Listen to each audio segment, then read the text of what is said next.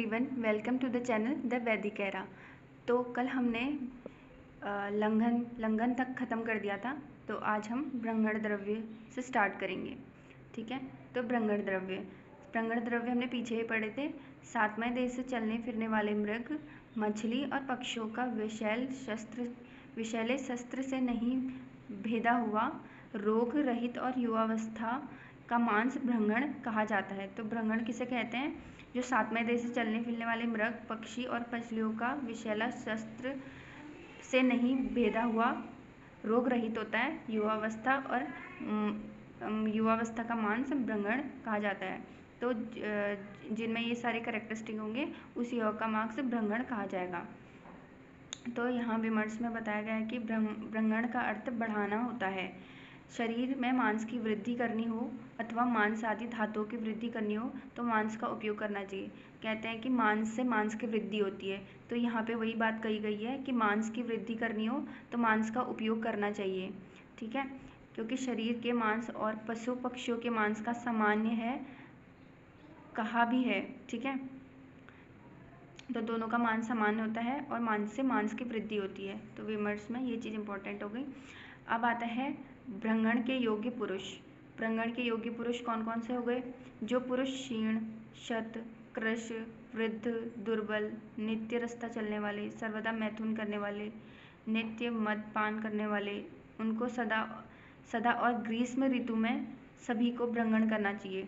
तो यहाँ पे ऋतु काल भी बता दिए कि किस ऋतु में हमें ब्रह्मण करना चाहिए और किस किस पुरुष को करना चाहिए। जो क्षीण हो, शक्ति ना उसके, शत हो, कृश हो, पतला हो, वृद्ध हो, दुर्बल हो, नित्य रास्ता चलने वाले, सर्वदा मैथुन करने वाले, नित्य मद पान करने वाले, दारू वगैरह पीने वाले, और सदा ग्रीष्म ऋतु में उनको ब्रह्मण करना चाहिए।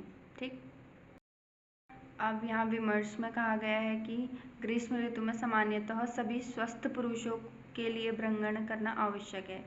ठीक है, क्योंकि स्वाभाविक रूप से उस समय बल का ह्रास होता है और काल भी आदान काल रहता है। ठीक है, तो आदान काल में क्या होता है? ग्रीष्म ऋतु में बहुत ज़्यादा धूप पड़ती है तो उसमें बल का ह्रास होता है। ठीक है, बल कम हो जाता है, ह्रास मतलब कम हो जाता है, तो इसीलिए ग्रीष्म ऋतु में ब्रह्मण करना चाहिए। ठीक, अब यहाँ विमर्श में कहा गया है कि ग्रीष्म ऋतु में सामान्यतः सभी स्वस्थ पुरुषों के लिए ब्रह्मण करना आवश्यक है। ठीक है, क्योंकि स्वाभाविक रूप से उस समय बल का ह्रास होता है और काल भी आदान काल रहता है। ठीक है, तो आदान काल में क्या होता है? ग्रीष्म ऋतु में बहुत ज़्यादा धूप पड़ती है तो उसमें बल का ह्रास होता है। ठीक है, बल कम हो जाता है, ह्रास मतलब कम हो जाता है, तो इसीलिए ग्रीष्म ऋतु में ब्रह्मण करना चाहिए। ठीक, बात है मांस रस द्वारा ब्रह्मण करने योग्य पुरुष। जो व्यक्ति शोष, अर्श, ग्रहणी रोग से या अन्य किसी भी रोग से क्रश हो गए हो, उन्हें कच्चे मांस खाने वाले पशु पक्षियों के लघु मांस से ब्रह्मण कराना चाहिए। मांस रस द्वारा ब्रह्मण करने वाले, अब जिनमें मांस रस के द्वारा ही हमें ब्रह्मण कराना है तो उनको लघु मांस से ब्रह्मण कराना चाहिए, लघु मांस से। ठीक है, विमर्श में शोष में मांस का प्रयोग अधिक किया जाता है। इसी प्रकार जो व्यक्ति अधिक दुर्बल हो गए हों उन्हें मांस की पुष्टि करता है। ठीक है, अब है सभी व्यक्तियों के लिए ब्रह्मण द्रव्य। स्नान, उपटन लगाना, निद्रा, मधुर द्रव्यों का सेवन, अनुवासन, बस्ती, चीनी, दूध, घृत, ये सामान्यतः सभी प्रकार के व्यक्तियों के लिए ब्रह्मण है। अगर मतलब सामान्यता मतलब कोई व्याधि ना हो, मतलब सामान्य रूप से जो नॉर्मल पर्सन होते हैं उनमें अगर ब्रह्मण कराना है तो इनसे कराना। उपटन लगा देना, मधुर द्रव्यों का सेवन, अनुवासन, बस्ती, चीनी, दूध, घृत से सामान्यतः सभी व्यक्तियों का हम ब्रह्मण कर सकते हैं। ठीक है, आता है रूक्षण द्रव्य। रूक्षण द्रव्य कटु तिक्त कसाई रस वाले, वहाँ हमने गुण की बात करती है, यहाँ रस की बात करें। कटु तिक्त कसाई रस वाले द्रव्यों का सेवन मैथुन के समय संयम करना, सरसों की खली, तिल की खली, मट्ठा, मधु आदि द्रव्यों का सेवन शरीर में रूक्ष बनाता है। तो रूक्षण द्रव्य ये होते हैं और इनसे रूक्षता आती है। ठीक है, कटु तिक्त कसाय रस वाले द्रव्यों का सेवन जो करता है और जिनमें मैथुन कर्म संयम नहीं रखता है, सरसों की खली, तिल की खली, मट्ठा, मधु आदि द्रव्यों का सेवन करता है, खट्टे चीज़ों का जो सेवन करता है ज़्यादातर, तो उसमें क्या होता है? रूक्षण वो हो जाता है। तो रूक्षण के योग्य पुरुष कौन से हैं? अभिछंद मतलब स्रोतों में जब अवरोध हो जाता है, चैनल्स में ऑब्स्ट्रक्शंस आने लग जाता है, तो उसे स्रोतों में अवरोध कहा जाता है। अभिछंद वाले दोषयुक्त मर्म स्थान में उत्पन्न हुई व्याधियाँ, उरु स्तंभ आदि रोगों में रूक्षता की जाती है। जो उरु स्तंभ है वो इसमें पंचकर्म में इसका निषेध बताया गया है। ठीक है, तो ये इम्पोर्टेंट चीज़ है। अब आता है स्नेह और स्नेह करने योग्य व्यक्ति और स्वेदन करने योग्य पुरुष, ये एक ही साथ बताया गया है। मतलब यहाँ पे एक एक जो चिकित्सा हमने पढ़ी थी उन सब के योग्य पुरुष के बारे में बताया गया है, और जिस कारण से वो हो रहे हैं, जिस कारण से वो अधिक मतलब योग्य पुरुष किस कारण से, किन द्रव्यों के सेवन से वो हो रहा है उनको, तो यही चीज़ इसमें बताई गई है।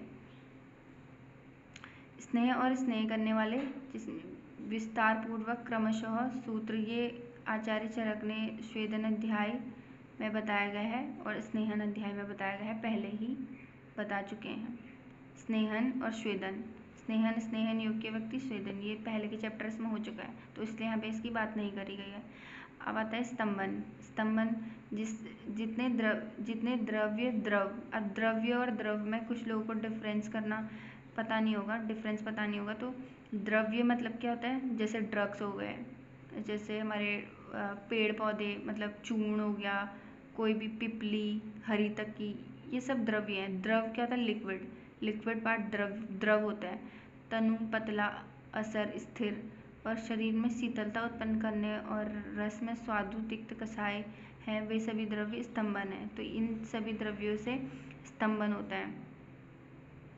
ठीक है, शरीर में शीतलता उत्पन्न करने वाले रस में स्वादु तिक्त कसाय में ये द्रव्य स्तंभन है। स्तंभनीय पुरुष, जो व्यक्ति पित्त प्रकृति का हो, क्षार अग्नि से जला हो, अतिसार से पीड़ित हो, विष और श्वेत से अधिक निकलते हो, कष्ट पा रहा हो, इस प्रकार के व्यक्ति स्तंभन करने योग्य होते हैं। ठीक है, तो पित्त की प्रकृति वाला हो, क्षार अग्नि से जला हो, पित्त प्रकृति मतलब उसमें पित्त अग्नि ज़्यादा है, तो क्षार अग्नि, अगर पित्त ज़्यादा होगा तो दाह भी होगी, वमन, अतिसार पीड़ित, विष श्वेत अधिक आएगा क्योंकि पसीना होगा, गर्म होगा, कष्ट होगा। तो इस प्रकार से ये हम कनेक्ट करके पढ़ सकते हैं एक दूसरे से। फिर आते हैं सम्यक लंघन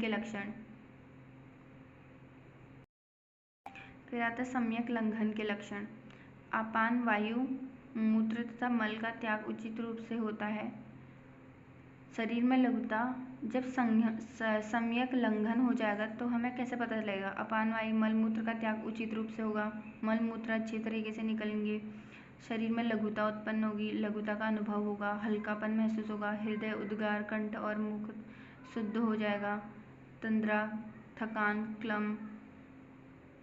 क्लम का मतलब होता है बिना एक्सरसाइज करे ही जब हमें थकावट महसूस हो जाती है उसे क्लम कहते हैं, नष्ट हो चुकी हो, स्वेद उत्पन्न होने या भोजन में रुचि हो, भूख और प्यास एक साथ लगी हो, आत्मा में किसी भी प्रकार का कष्ट न हो, लंघन कार्य उचित रूप से हुआ है, यह समझना चाहिए। तो ये इम्पॉर्टेंट है। ठीक है, ये इम्पॉर्टेंट है। अगर सम्यक लंघन के लक्षण आएंगे तो क्या होगा? अपान वायु, सबसे पहले क्या होगा? मलमूत्र का त्याग अच्छे से होगा, शरीर में लघुता आएगी, मन हल्का होगा, कंठ हृदय शुद्ध हो जाएंगे, मुख शुद्ध हो जाएगा, तंद्रा क्लम नष्ट हो जाएगी, रुचि होगी, भोजन में रुचि होगी, पिपासा क्षुधा, भूख और प्यास लगेगी, आत्मा में किसी प्रकार का कष्ट नहीं होगा। लंघन में तो सामान्य प्रकार से हो गया। अति लंघन मतलब जब लंघन का अति हो जाता है, तो अधिक लंघन हो जाए तो गांठों में दर्द, अंग मर्द, काश, मुख का सूखना, भूख का नाश, भोजन में अरुचि, प्यास की अधिकता, स्रोत और नेत्र में दुर्बलता, मन में भ्रम अर्थात चित्त का स्थिर न होना, बार बार ऊर्ध्ववात का होना, हृदय में अंधकार का होना, देह अग्नि के बल का नाश हो जाना, ये लक्षण होते हैं। ठीक है, तो अधिक लक्षण में क्या क्या होता है? अधिक लंघन के लक्षण में क्या क्या होता है? गांठों में दर्द होगी, अंग मर्द होगा, अंग हर एक जोड़, शरीर का जोड़ दर्द करेगा, काश होगी, मुख का सूखना, भूख का नाश, भूख में भोजन में अरुचि, जो हमने सम्यक में पढ़े थे उसके उल्टे, श्रोत नेत्र में, हृदय में पीड़ा, सिरसूल, मन स्थिर नहीं होगा, ऊर्ध्ववात होगी, अधोवात अधो ऊर्ध्व वमन विरेचन होगा, देह अग्नि बल का नाश होगा और शरीर में कष्ट होगा, तो और हृदय में अंधकार, ये सब अतिलंघन के लक्षण हैं। ठीक है, तो अब हम यहाँ पे पढ़ेंगे उचित भ्रंगण के लक्षण। जैसे ऊपर पढ़े थे सम्यक लंघन के लक्षण, उसी प्रकार से यहाँ पे उचित भ्रंगण के लक्षण है। तो भ्रंगण की मात्रा, भ्रंगण क्रिया मात्रा से की जाए तो शरीर की बल की वृद्धि होगी। सबसे पहले तो धातु की पुष्टि होगी, कृशता के दोष छूट जाते हैं। भ्रंगण अधिक मात्रा में किया जाए तो यहाँ पे हमने आप अतिलंघन के पढ़े थे ऊपर, यहाँ पे अति भ्रंगण के लक्षण पढ़ेंगे। तो अधिक मात्रा में किया जाता है तो शरीर में स्थूलता उत्पन्न हो जाती है, मोटापन आ जाता है। ठीक है, फिर आता है रूक्षण तथा स्तंभन कर्म के लक्षण। लंघन के कृत और अकृत में जो लक्षण उत्पन्न होते हैं, सभी लक्षण रूक्षण क्रिया के उचित रूप में करने पर, अधिक मात्रा पर करने पर होते हैं। मतलब वही कह रहा है कि जो लंघन के करने पर होते हैं वही रूक्षण के भी होते हैं। स्तंभन क्रिया का जिन रोगों में करने का विधान है, यदि उन रोगों का क्षय हो जाता है तो शरीर में बल की प्राप्ति हो जाती है। स्तंभन क्रिया उचित रूप में की गई है ऐसा समझना चाहिए। यहाँ पे स्तंभन के बारे में बता दिया गया है।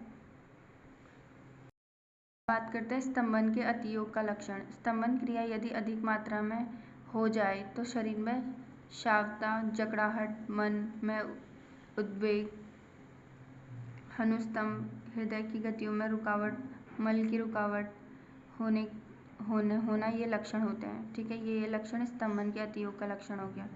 अब आता है सामान्य रूप से अयोग के लक्षण। इन ऊपर बताए हुए लंघन, भ्रंगण, रूक्षण, स्नेहन, स्वेदन, स्तंभन के अयोग के लक्षण संक्षेप में हैं।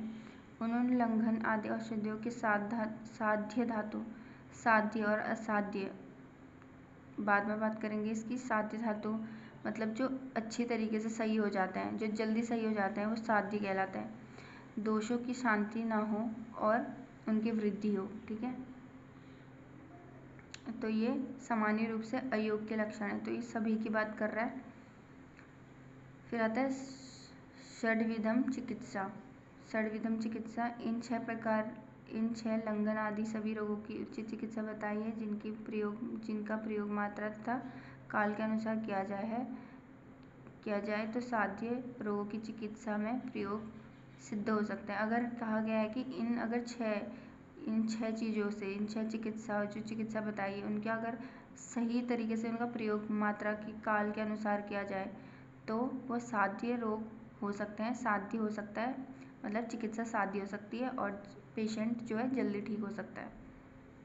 उसमें हमारा मात्रा मतलब कितनी परसेंटेज में हमें दवाई मेडिसिन देनी चाहिए, और काल टाइम, ग्रीष्म ऋतु है, शरद ऋतु है, बल के अनुसार भी देते हैं। फिर उसमें कई चीज़ें आ जाती हैं। अब आता है उपसंहार।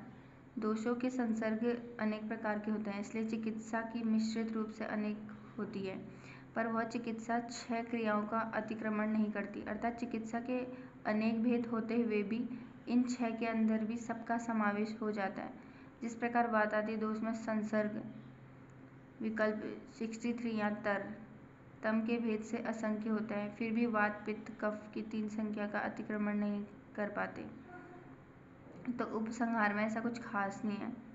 यहाँ पे 6 चिकित्सा के अंदर का समावेश बोला गया कि जिस प्रकार वात आदि दोष के संसर्ग विकल्प 63 का या तम के भेद से असंख्य होते हैं। ठीक है, फिर भी वात, पित्त, कफ इन 3 संख्या अतिक्रमण नहीं कर पाते। तो इसमें इतना ही है। चैप्टर हमारा यहीं पे समाप्त होता है। धन्यवाद।